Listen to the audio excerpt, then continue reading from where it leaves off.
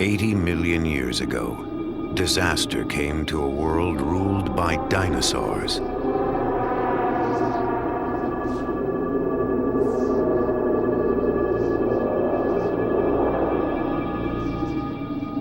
It came in waves of sand and wind that buried every creature alive.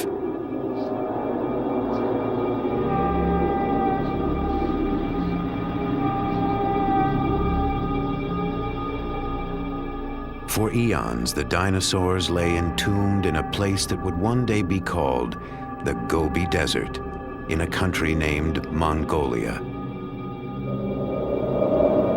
Among the dead was one of the strangest dinosaurs that ever lived. It was called Oviraptor. It was swift, smart, lethal. Now only bones tell us about its life and the vicious world it lived in.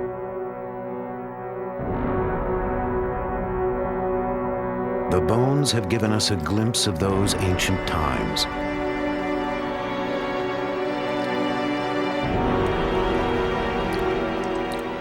A dim reflection of life before history.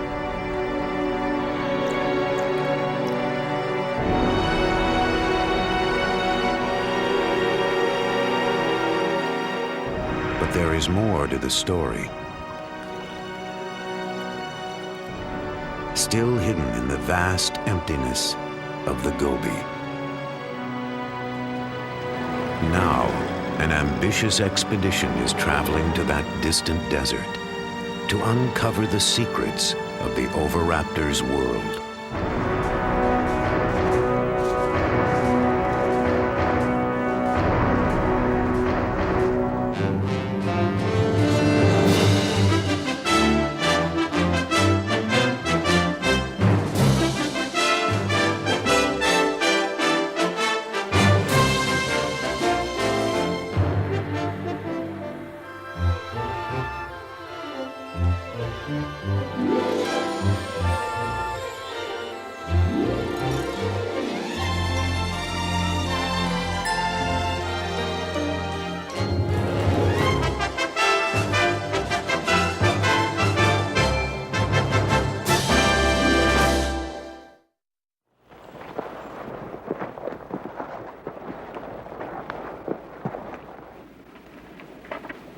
They don't exactly look like scientists.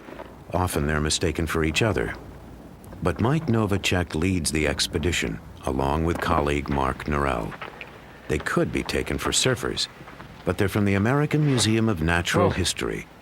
Scientists piecing together an ancient jigsaw puzzle of evolution and extinction.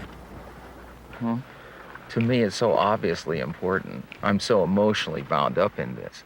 I can't imagine why a knowledge of our history, of where we come from, isn't important to a human experience.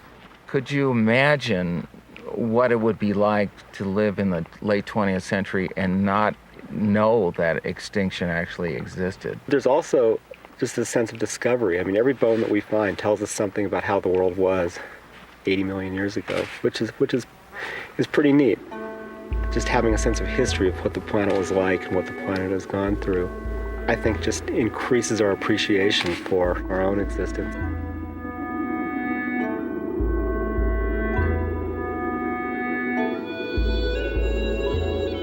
Mike and Mark are about to journey to the sun-scorched badlands of the Gobi. It's a desolate area, 500,000 dusty square miles of sand, scrub, and red rock cliffs.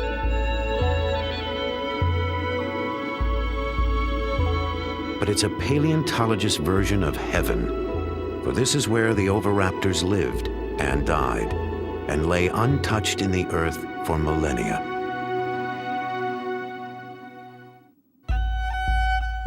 Then in 1922, one of the most famous scientific expeditions in history wound its way toward Mongolia's dinosaur graveyard. Its leader was a charismatic and controversial explorer named Roy Chapman Andrews. Like Mark and Mike, he came from the American Museum of Natural History. But Andrews was an incurable publicity hound and a scientific cowboy. Where his paleontologist used a camel hair brush, Andrews hacked away with a pickaxe. But he found one of the richest dinosaur boneyards in the world. He returned with a spectacular collection of fossils and a library of stunning film images.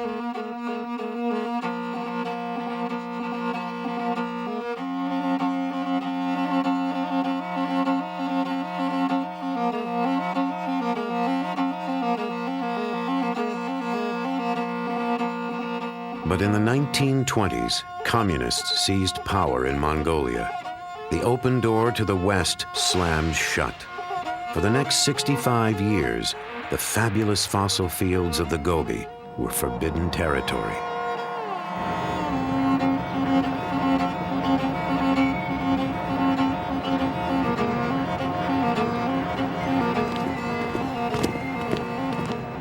Now everything's changed. Only token symbols of Russia's domination remain. Finally, Western scientists can return. What about, we don't want those onions? They rot. They rot in 2 days. So Yeah. I don't know what we're Mark gonna and Mike were among the first scientists allowed in. They're now back for their 6th expedition with the Mongolian Academy of do. Sciences. 3 kilos? 3 kilos. 3 kilos. Yeah. All right, ready to rock. I'm ready to roll.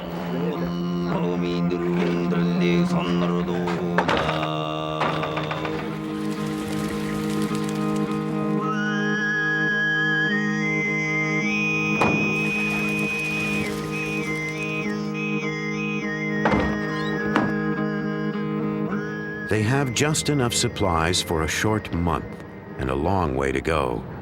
Retracing Andrews' footsteps on their way to one of the richest concentrations of fossils in the world, a place called Ukatolgad. Over a vast span of time, Ukatolgad was ruled by dinosaurs. Dinosaur history can be thought of as a great empire that lasted a few 100 million years. That's a significant slice of the history of life. Imagine that time from the moment the dinosaurs appeared till now is a single day. At midnight, dinosaurs first walked the earth. They're flourishing at noon. They don't go extinct until 5 in the afternoon. Time passes. The first modern man finally appears a minute and a half before midnight. All of our recorded history takes 3.5 seconds.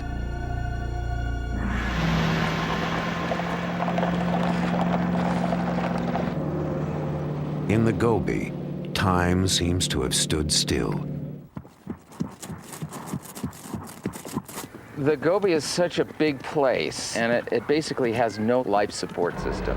We really have to bring everything with us. So all our food, all our fuel, which we're carrying in a fuel tanker, all our supplies have to be treated like we're actually exploring a polar region.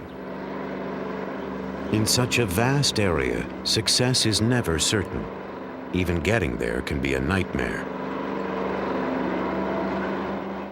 Roy Chapman Andrews thought he'd solved the problem in the 20s with a new piece of technology.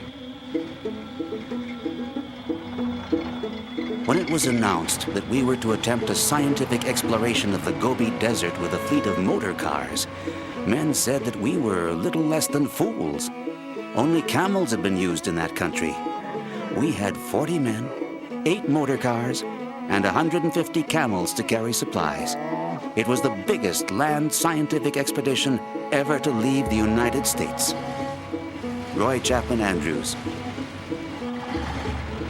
From China, Andrews headed northwest. He left Peking, then crossed over the border. and drove deep into the parched heart of outer Mongolia. Mongolia, a land of painted deserts dancing in mirage. Mongolia, a land of mystery, of paradox and promise. A thirsty land, a land of desolation. Gazelles, wild asses, and wolves ranged the marching sands. Few explorers had been there, and they brought back tales of thirst, cold, and hunger. But Andrews found one more thing: mud.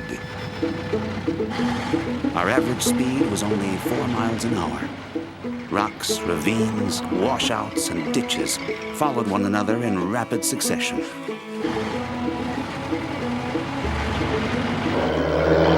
One might imagine that the roads have gotten better. They have not. And even modern Jeeps aren't built for a desert like the Gobi.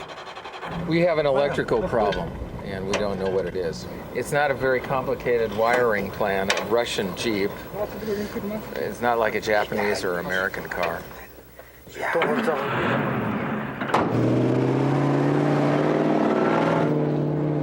They're up and running. But next, it's a truck's turn. Piston, huh?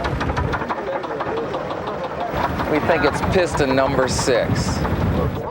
A critical breakdown could have severe consequences. End of the expedition, if not the end of our lives. Maybe we'll make it. Oh, God. With the nearest gas station some 500 miles away and time already getting tight, things will have to go smoothly from now on.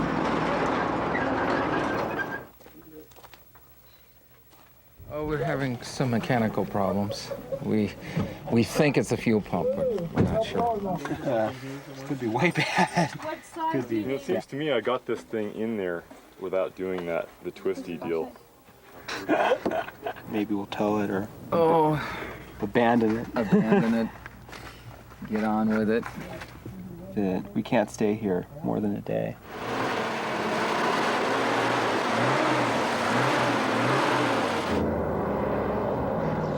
After more than 12 breakdowns, the vehicles all decide to run at the same time. As they enter the dusty dinosaur fields of the Gobi, they're traveling a long way, backwards in time.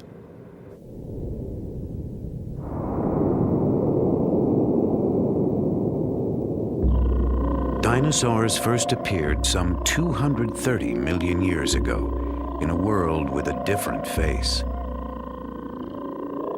The creatures were thriving 100 million years later as South America and Africa split apart. About 75 million years ago, in the late Cretaceous period, dinosaurs began to disappear, leaving only bones behind. Their bones were more motionless than the continents. Then in the 1920s, Roy Chapman Andrews came to a remote place in the Gobi Desert he would name the Flaming Cliffs.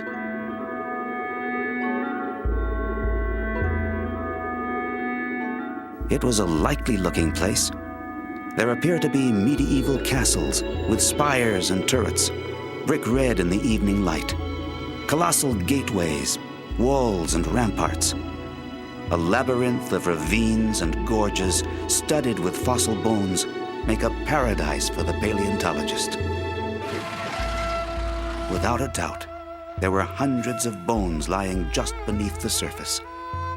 But where? If only my eyes could pierce that baffling surface and get a glimpse of what lay concealed. Within minutes, they were finding fossils. Andrews and his team had stumbled onto the mother lode of dinosaur bones. They discovered the remains of some 200 different animals, many of them completely new species. The fossils revealed a world that Andrews found alien and terrifying. Dinosaurs were the sort of creatures you might think of as inhabiting another planet, or the kind you dream of in a bad nightmare.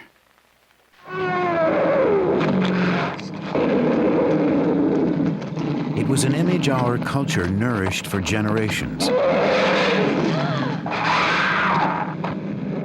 Dinosaurs were fierce, monstrous,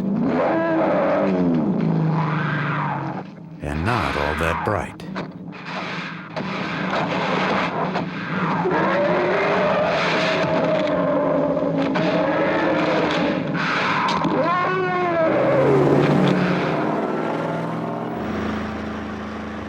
Many of the new ideas about dinosaurs are coming from the amazing boneyard called Ukatolgad.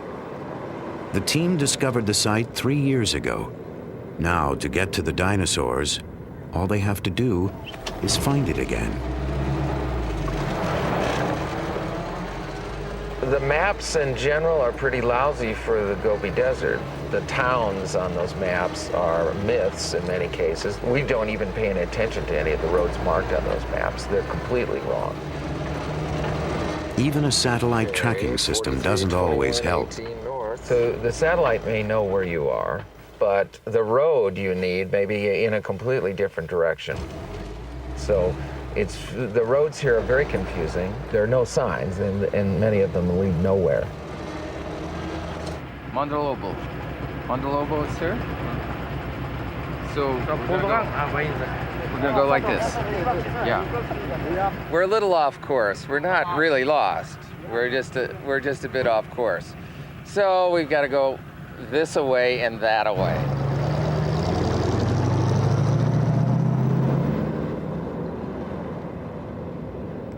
At times, you have to go in circles to move forward. Roy Chapman Andrews, too, spent more than a few days wandering the Gobi. But in the end, he blundered into a discovery that stunned the world. A member of his expedition literally stumbled across a critical link in the great chain of being. On July 13th, George Olson reported that he had found some fossil eggs. We did not take his story very seriously. Nevertheless, we were all curious enough to go with him to inspect his find. There could be no mistake. Our paleontologist finally said, "Gentlemen, there is no doubt about it. You are looking at the first dinosaur egg ever found."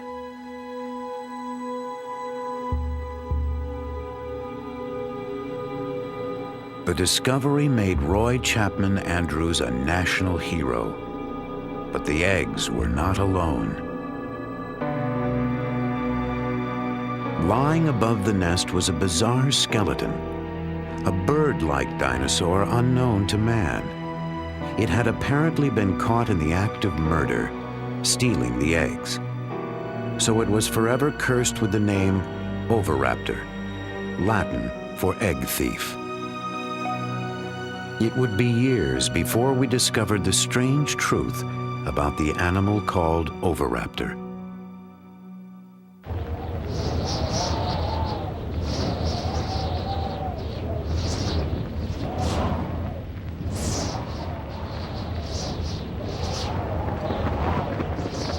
In the late 20s, the winds of change blew fiercely over the great dinosaur fields of Mongolia. That's when Roy Chapman Andrews was forced to leave the Gobi forever. We are more than ever convinced that Central Asia was a paleontology Garden of Eden. Still, we have shown the way, have broken trail, as it were. Later, others will reap a rich harvest.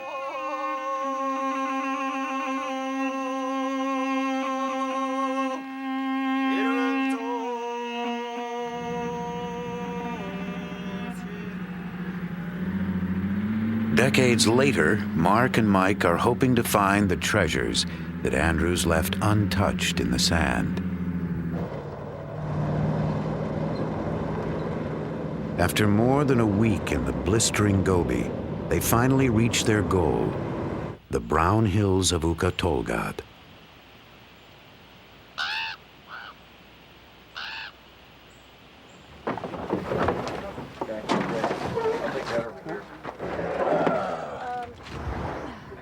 With all the delays, they've only got 2 weeks to work. This is the place where they've pinned all their hopes. With luck, a year of shifting sands has exposed more bones. But even here, there are no guarantees. It is possible to fail in the Gobi. It's a huge area, a huge tract of land. There are lots of rocks, but they don't all contain fossils. You can drive to what looks like the most tantalizing set of badlands you can possibly imagine and not find one scrap of bone. It's a treasure hunt in a way, and it is sort of like finding a needle in a haystack.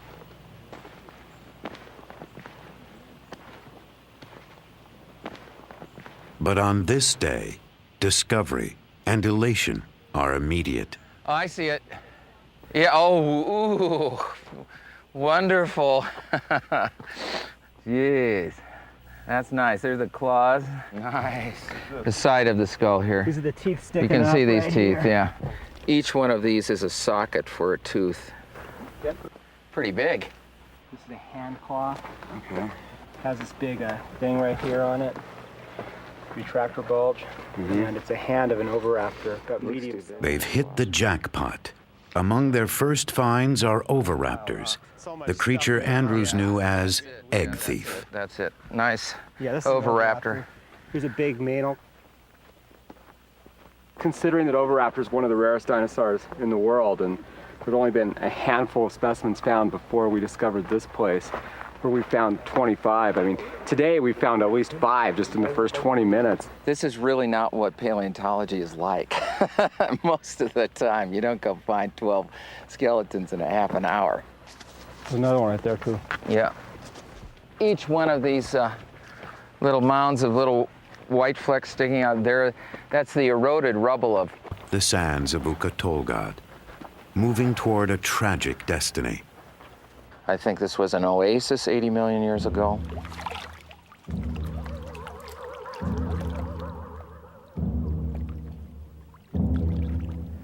There are huge numbers of dinosaurs and other vertebrates congregating around maybe some water.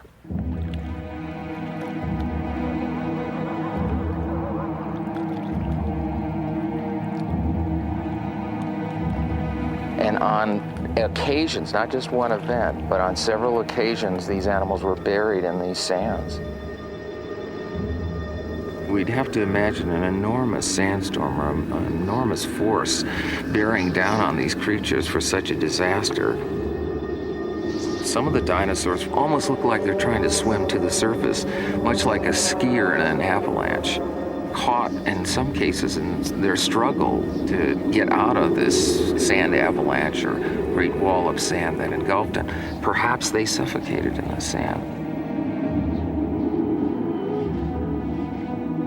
Hey, I just swept there. Now you've made it all dirty again. Take pride in my work.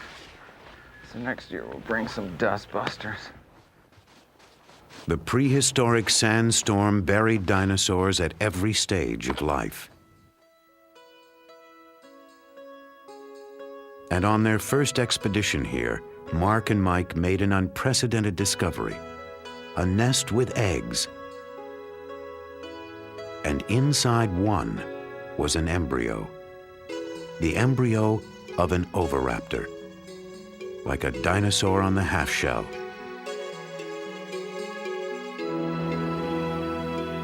Here was the vicious carnivore, the egg thief, just a tiny baby about to hatch.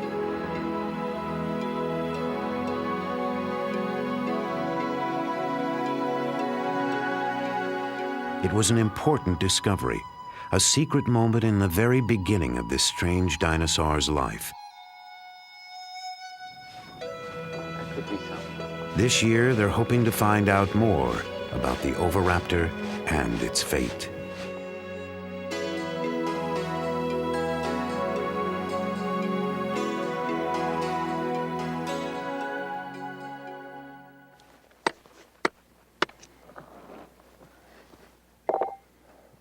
There's growing excitement on the far side of the ridge.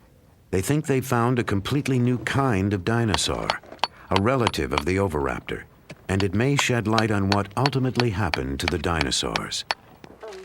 We have no idea what this is. It's a really big animal. It might be something new.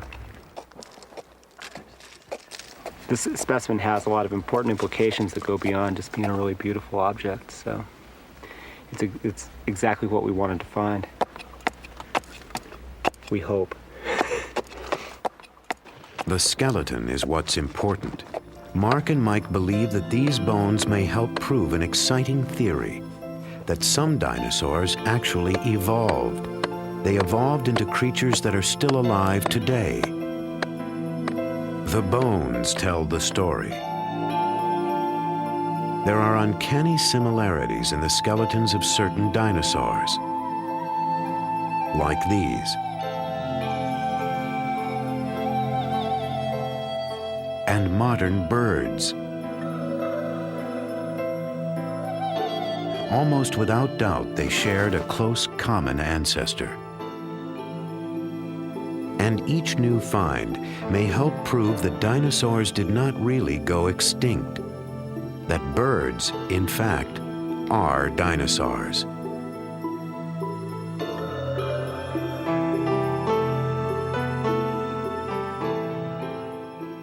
Dinosaurs need to be thought of as incredibly successful animals that exist with us today. We just call them birds. Our skies are filled with dinosaurs.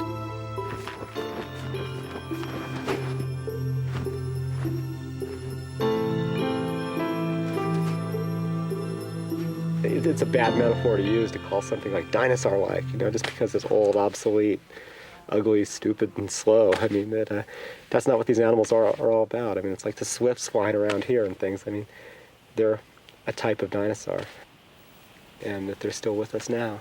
And the closest relative to birds is these small carnivorous dinosaurs that we've collected in these red rocks.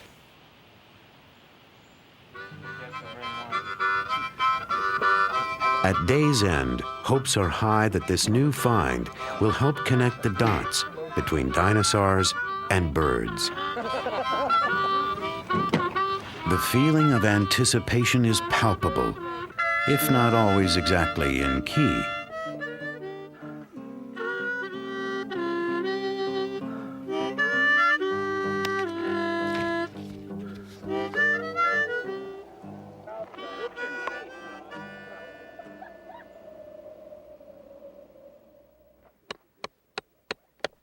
First thing in the morning, they're back at the site. So we hope we got something we can identify eventually. So Mike, work on that.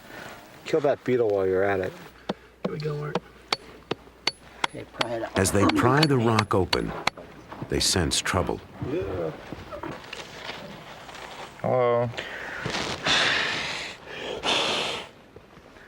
Look at that. Yeah. I don't know what that is. We're a bunch of scutes, maybe. I'm afraid to say. Could it be a theropod with arms? No.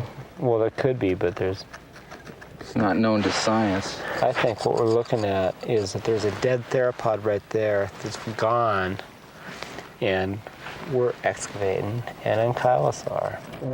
And the ankylosaurs are among the most common dinosaurs around. It's not a new dinosaur at all. It's not even related to birds.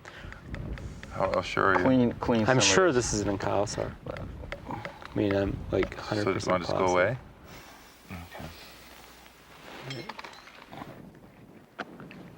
What they want to do now is give up. All that work.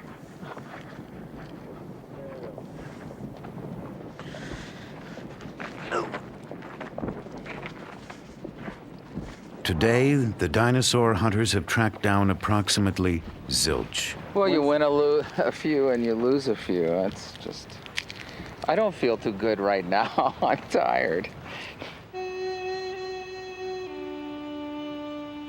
They've spent 2 fruitless days working in the blistering heat.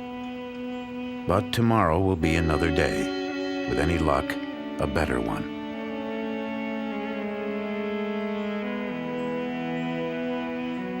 Instead, nature decides to add insult to injury.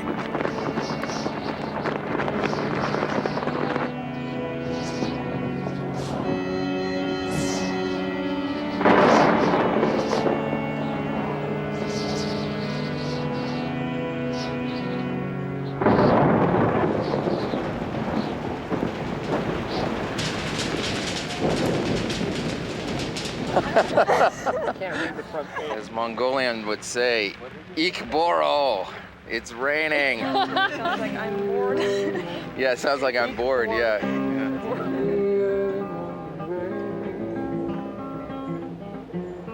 With $1 in my hand and an aching in my arm, my pocket's full of sand. The sun burns off the disappointment.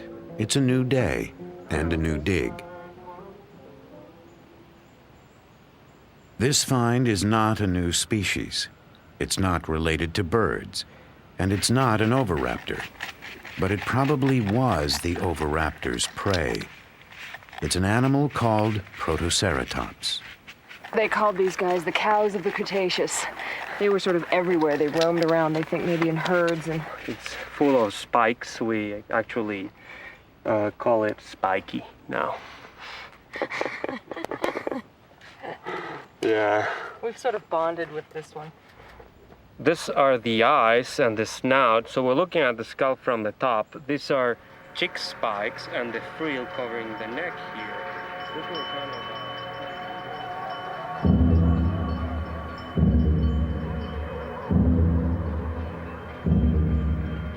Protoceratops was a bizarre dinosaur, a hog-sized animal with a beak like a parrot's, a strict vegetarian that grazed the ancient Gobi.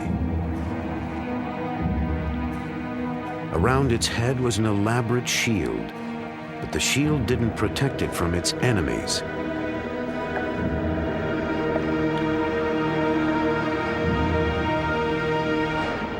Enemies like the oviraptor.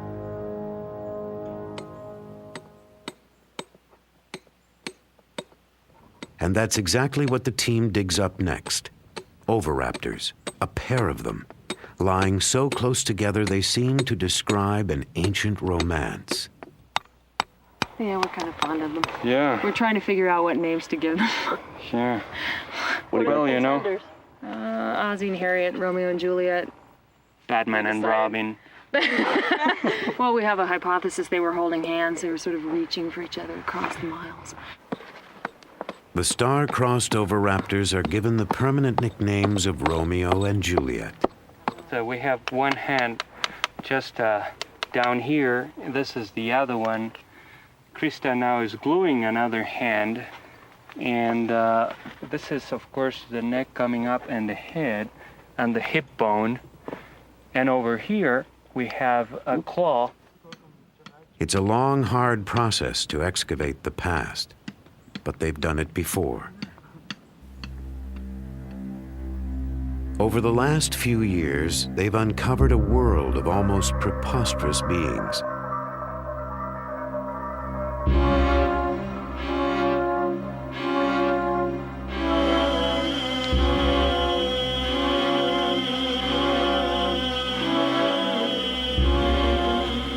Some are related to birds.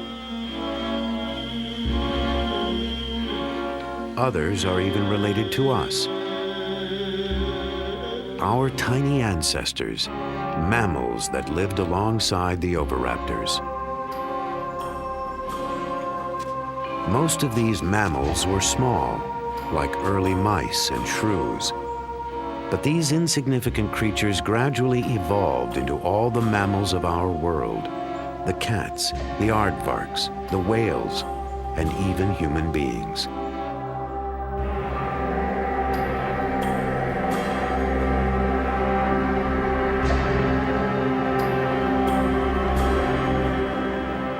But sometimes evolution has to take a back seat to hygiene. We don't have much water here, so it's kind of hard to keep things clean. I thought I packed more shorts. For some reason, I messed up. I've got these on delicate. Yeah, personal grooming is a passion of the camp here. The team spends a lot of time making sure that they're groomed, looking their best at all times. Because you never know. There may be some formal affairs in a nearby village that you might need to attend.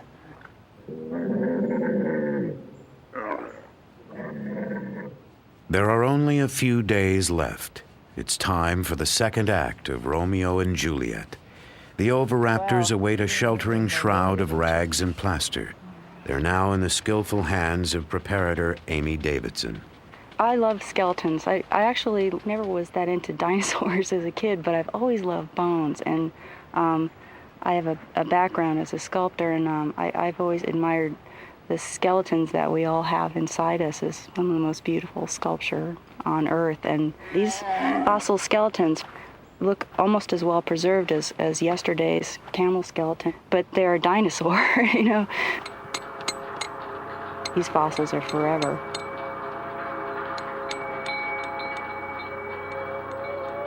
It almost lasted forever. For 80 million years, Romeo and Juliet lay together, reaching toward each other in death.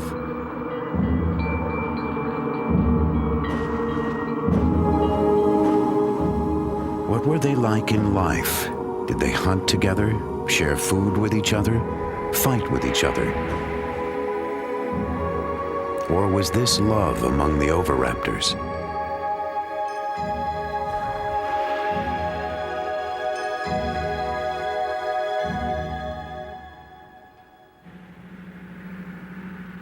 Scientists may never know for certain if the bird-like oviraptors fell in love.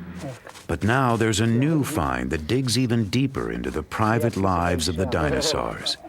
A place paleontologists usually enter only in their best dreams. Oh yeah, it's farther down. They've discovered another oviraptor.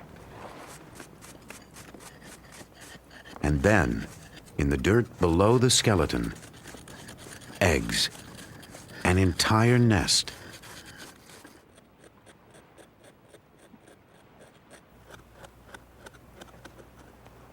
How many eggs now revealed? 1, 2, 3, 4, 5, 6, 7, 8, 9, and then 3 over there, 12.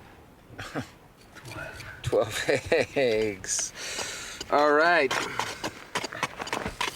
There's another one coming out right here. Now, this is really a great fossil find because it's one of the rare instances where we can capture a little bit of behavior that's 80 million years old. Here we have a sort of a day in the life or the death of a creature, of a dinosaur, in association with something it did during its life.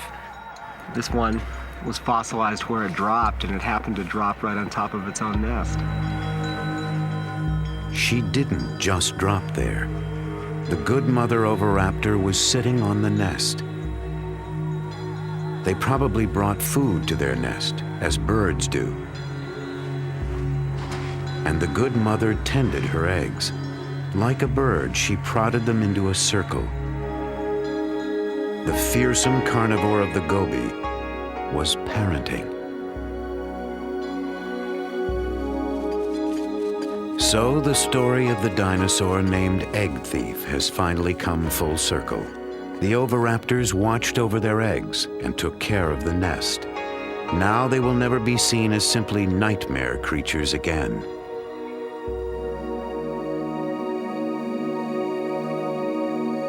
The dig has been everything the team could hope for. But to see what they've really got, they have to get all the fossils safely out of the ground, and then take them on a trip exactly halfway round the world. Sheathed in plaster, Romeo and Juliet are now heavy, but dangerously delicate, like Rice Krispies wrapped in concrete. No, you went that way. Okay, go that way. Sorry, I thought you meant push back. Perfect. It's beautiful, Amy. More. Okay. Nothing came out. Yeah. All right, Amy. Yeah. So far, so good. Now they have to convince the good mother oviraptor to come down from her hillside perch.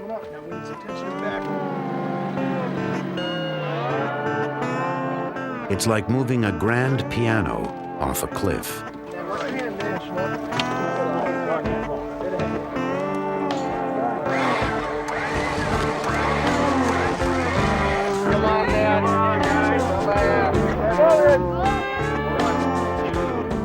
Romeo and Juliet prove just as stubborn.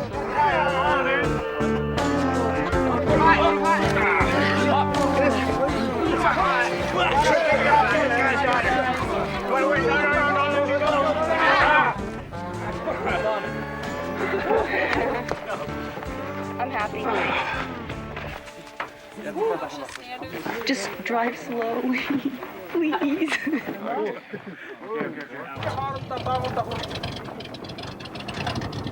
It's not there yet. Could get lost in the mail.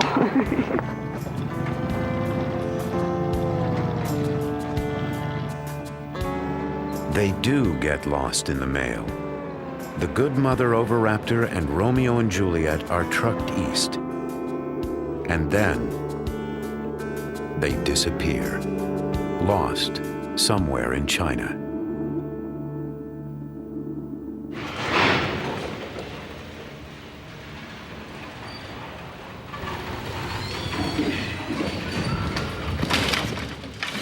After 4 months bound up in Chinese red tape, the dinosaur fossils finally make it to their destination. The American Museum of Natural History in New York.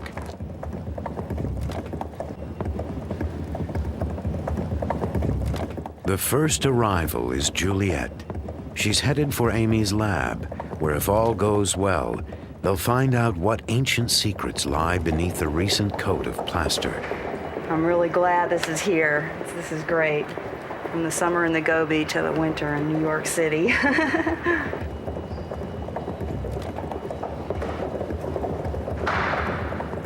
Juliet is now a seasoned world traveler. After 80 million years of repose, she's the new kid on the block.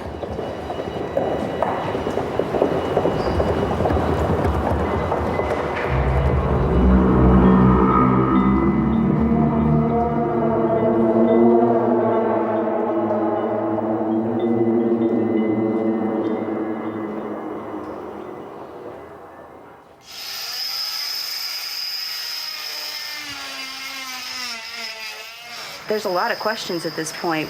There could be anything in here. I have a feeling that this one's gonna be a nice skeleton. Oh, this is my guess. A nice skeleton, hopefully with a skull all laid out. It's pretty fun. And it's all mine.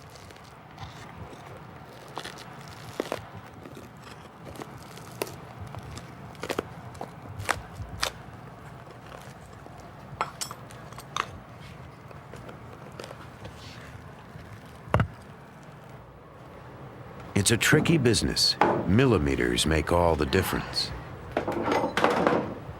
Yeah, this is good. I'm really glad I didn't saw through a bone in the process. It's weird. It's just opening this little window into this world I was living last summer. Yeah, this looks good.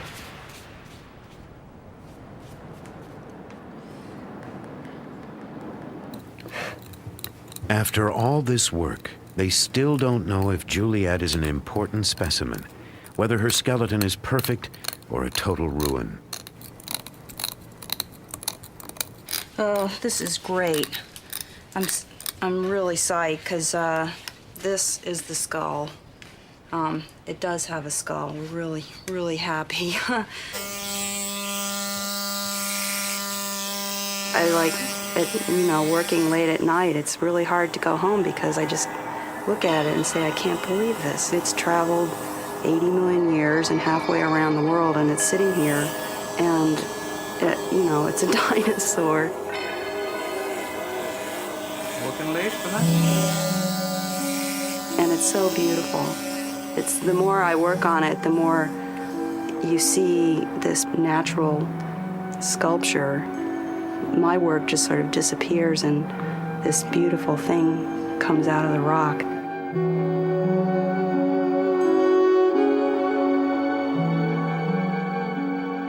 The process takes weeks.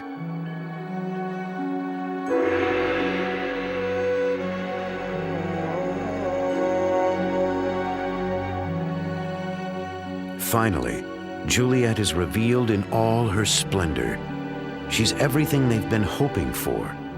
Perhaps the most perfect specimen ever found. A dinosaur for the ages.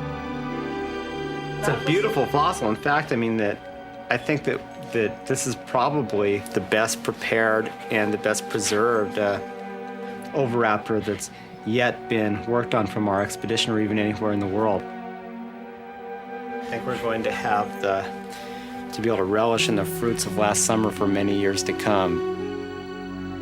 Makes you wonder what's still out there. She's more than a pretty face. These bones will help us trace the evolution of dinosaurs into birds. Meanwhile, Juliet makes a scientist dream about the world she left behind. I think what fascinates me is the broad picture. What was it like if you were flying in a little Piper Cub over that area like some of the bush pilots do over the Serengeti? What would it look like then? All those dinosaurs and the mammals and the lizards and the goby. After 6 long summers, Mark and Mike have uncovered the hidden secrets of the goby, making Juliet's world feel almost real. You could picture a lake, perhaps, and some cliffs, and a bunch of oviraptors on a cliff like a colony of seabirds, perhaps.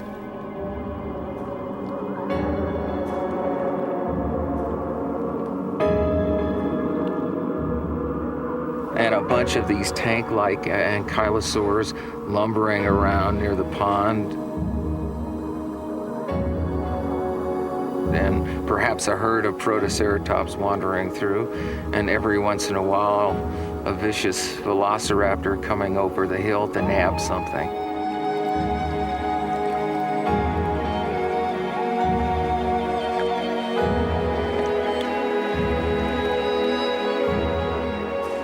And we can imagine the oviraptors, Romeo and Juliet hunting together, and the good mother minding her eggs.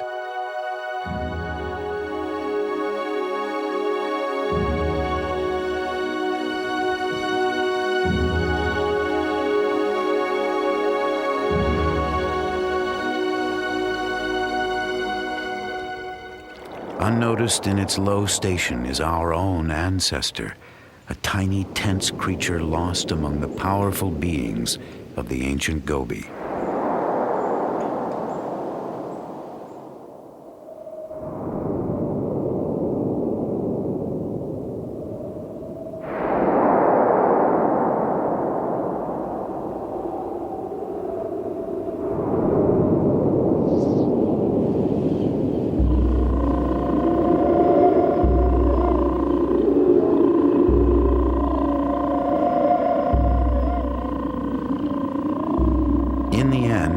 They would all disappear from the face of the earth, along with most of the creatures of their world.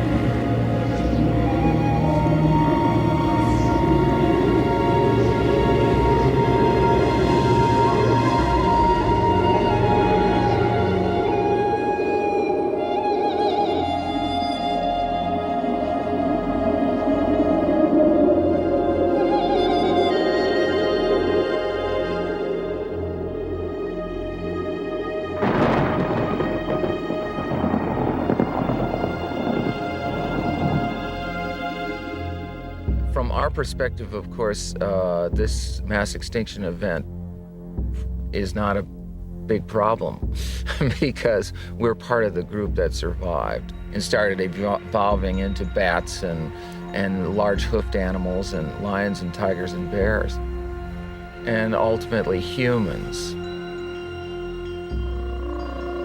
Ultimately, humans, like the oviraptors and most of the dinosaur kingdom, may not be able to count on permanent residence on Earth. Every species that's ever lived has become extinct or will become extinct. And whether extinction is due to the total decimation of a population or whether it's due to the evolution of that species into another species, nevertheless, everybody becomes extinct eventually. So, in that view, we've had it. Some species lived and then died out, a story like any other story. Others evolved, changed, and lived on. So perhaps a message about our own future is encoded in these silent remnants of the past. The only real knowledge we have of our distant biological past is from the fossil record. And it gives us a sense of who we are and where we sit in the world and what that world might become. Time is the hardest rock to pierce, and the story of life, with its infinite changes, is the greatest mystery we have. But the expedition has been blessed with luck. They've gazed into the past and brought the violent and tender world of the oviraptor that much closer to our own.